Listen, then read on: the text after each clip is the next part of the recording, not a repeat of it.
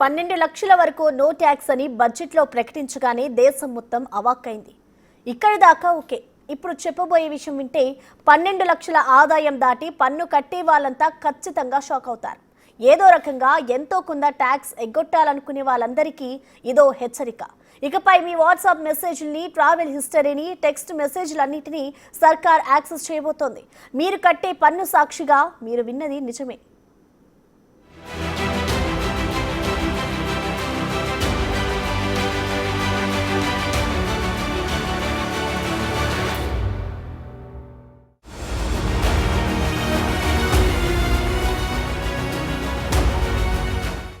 Is being taken up from the new income tax bill, which is with the select committee.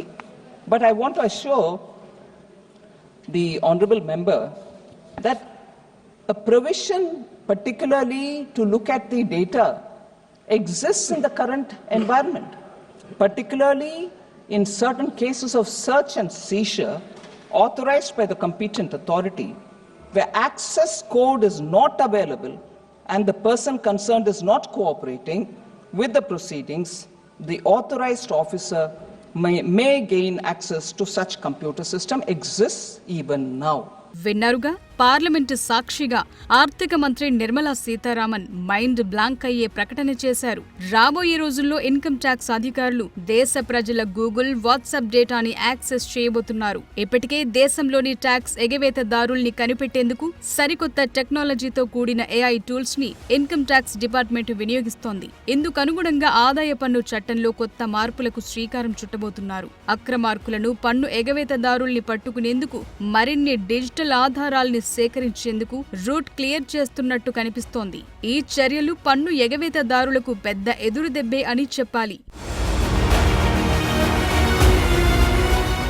కొత్త ఆదాయ పన్ను bill 2025 కింద digital ఆస్తుల్ని track చేసేందుకు, చట్టపరమైన నిబంధనల్ని బలోపేతం చేసేందుకు కేంద్ర ప్రభుత్వం మార్పులు చేస్తున్నట్లు ఆర్థిక మంత్రి నిర్మలా సీతారామన్ తెలియజేశారు. గతంలో ఉన్న ఇన్కమ్ ట్యాక్స్ చట్టాలు ఈ తనిఖీలకు యాక్సెస్ ఇవ్వలేదని, ఇప్పుడు మారిన పరిస్థితులకు అనుగుణంగా తీసుకొస్తున్న కొత్త ట్యాక్స్ చట్టంలో మార్పులు చేసినట్టు తెలిపారు. పన్ను ఎగవేతదారుల్ని అడ్డుకునేందుకు చట్టపరమైన మద్దతు అవసరమని చెప్పారు. ఈ మార్పులకు సంబంధించి లోక్సభలో సమాధానమిచ్చారు నిర్మల. నిజానికి చాలా మంది పన్ను ఎగవేతదారులు లెక్కల్లో చూపని నల్లధనాన్ని వెలికితీయటంలో డిజిటల్ ఫోరెన్సిక్ కీలక పాత్ర పోషించింది.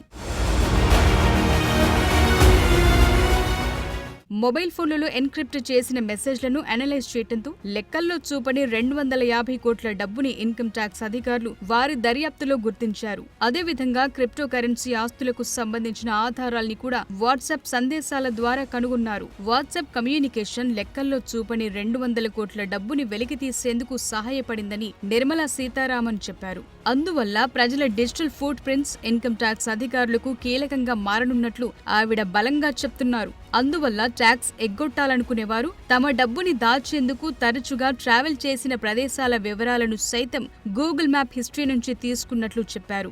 అలాగే బినామీ ఆస్తుల్ని నిరూపించేందుకు ఇన్స్టాగ్రామ్ ఖాతాదారులను కూడా అనలైజ్ చేసినట్లు తెలిపారు. Encrypted messages and mobile phones, unaccounted money to the extent of 250 crores have been detected when the encryption has been decoded. One. Second, evidences which have been seized from WhatsApp messages, particularly crypto assets worth more than 90 crores, and the network of people involved in it have all come out of WhatsApp messages. Now, if the law does not give you the legal backing, in spite of the fact and evidence being in your face, you will have to go stand in the court to say, yes, but the law doesn't provide, but the evidence is here, the money is being misused, it is unaccounted money. It becomes tedious. And therefore, the digital element has to be brought in.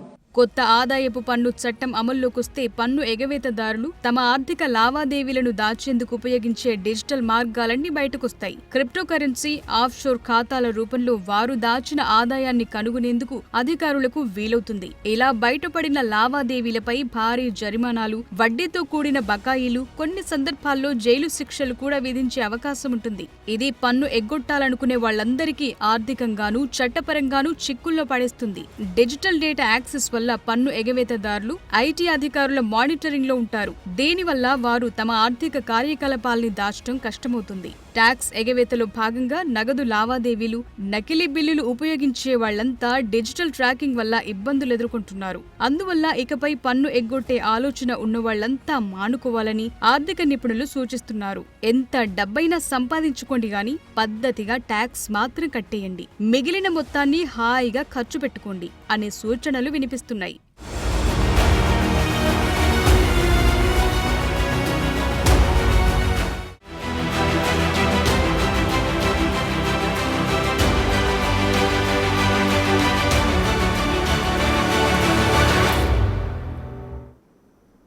ఇప్పటి వరకు పన్ను ఎగవేతదారులు చూపిందే లెక్క, కట్టిందే tax.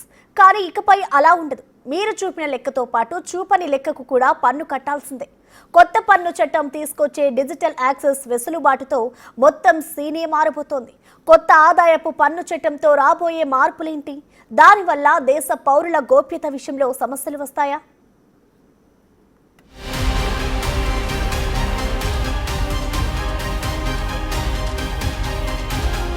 ప్రస్తుతం digital లావాదేవీలను విచారించేందుకు ఇప్పుడున్న ఆదాయ పన్ను చట్టంలో తగిన నిబంధనలు లేవు. దాంతో ప్రభుత్వం చట్టపరమైన మద్దతు కోసం కొత్త నిబంధనల్ని ప్రతిపాదించింది. దీనివల్ల లెక్కల్లో చూపని సంపదని వెలికితీసేందుకు డిజిటల్ ఫోరెన్సిక్ పాత్ర పెరుగుతుంది. దీని ద్వారా క్రిప్టో కరెన్సీతో పాటు వర్చువల్ డిజిటల్ ఆస్తులన్నీ ఐటీ శాఖ నజర్ నుంచి తప్పించుకోవు. ఇకపై కొత్త ట్యాక్స్ బిల్ ఇన్కమ్ ట్యాక్స్ అధికారులకు ప్రజల ఈమెయిల్స్, వాట్సాప్, టెలిగ్రామ్ లాంటి కమ్యూనికేషన్ ప్లాట్ఫామ్స్ కి యాక్సెస్ ఇవ్వనుంది. అలాగే ఆర్థిక లావాదేవీలను దాచేందుకు ఉపయోగించే ఎంటర్ప్రైజ్ సాఫ్ట్వేర్, క్లౌడ్ స్టోరేజ్ సర్వర్లు యాక్సెస్ చేసేందుకు కూడా చట్టం అనుమతి కల్పించనుంది. డిజిటల్ అకౌంట్స్ నుంచి ఆధారాలు సేకరించడం ద్వారా కోర్టుల ముందు పన్ను ఎగవేతను నిరూపించనున్నారు. అలాగే పన్ను ఎగవేతలపై ఖచ్చితమైన మొత్తాన్ని లెక్కించేందుకు కొత్త ట్యాక్స్ చట్టం వీలు కల్పిస్తుందని చెప్తున్నారు.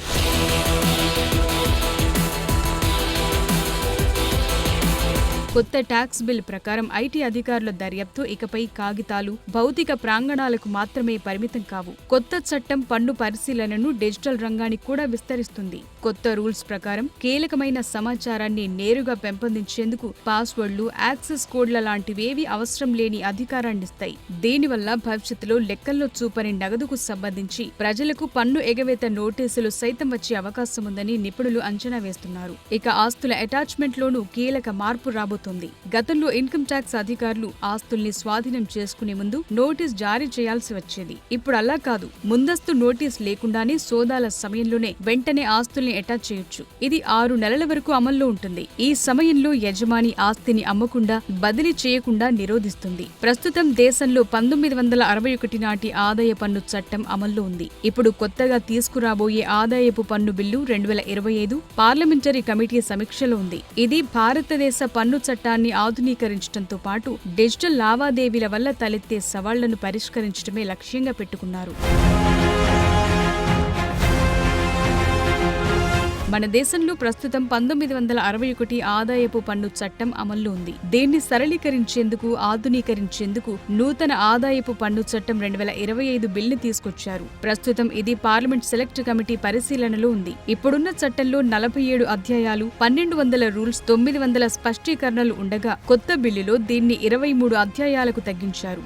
మొత్తం పదజాలాన్ని 5.12 లక్షల పదాల నుంచి తగ్గించి 2.6 లక్షల పదాలకు సరళీకరించారు. ఇది పన్ను చెల్లించే ప్రతి ఒక్కరికి చట్టాన్ని అర్థం చేసుకునేందుకు వీలవుతుంది. ప్రధానంగా డిజిటల్ లావాదేవీలు, క్రిప్టో కరెన్సీలు, ఆన్లైన్ ఆస్తులపై ఇన్కమ్ ట్యాక్స్ అధికారులకు మరింత యాక్సెస్ ఇవ్వటం ద్వారా పన్ను ఎగవేతలను అరికట్టేందుకు వీలవుతుంది. అయితే డిజిటల్ డేటా యాక్సెస్ పెరగటం వల్ల పన్ను చెల్లింపుదారుల గోప్యతపై ఆందోళనలు వ్యక్తమవుతున్నాయి. అధికారులకు ఇచ్చిన ఈ అనుమతులు వ్యక్తిగత సమాచార దుర్వినియోగానికి దారితీసే ప్రమాదముందని కొందరు భావిస్తున్నారు. ఈ బిల్లు గనుక ఆమోదం పొందితే 2026 ఆర్థిక సంవత్సరం నుంచి అమల్లోకి వచ్చే అవకాశం ఉంది. మొత్తం ఈ కొత్త ట్యాక్స్ చట్టం పన్ను వ్యవస్థను సరళంగా, పారదర్శకంగా మార్చేందుకు ఉద్దేశించినప్పటికీ డిజిటల్ పర్యవేక్షణ పెరగటం, గోప్యత సమస్యలు కొత్త సవాళ్లను తెచ్చిపెట్టొచ్చనే విశ్లేషణలు కూడా వినిపిస్తున్నాయి.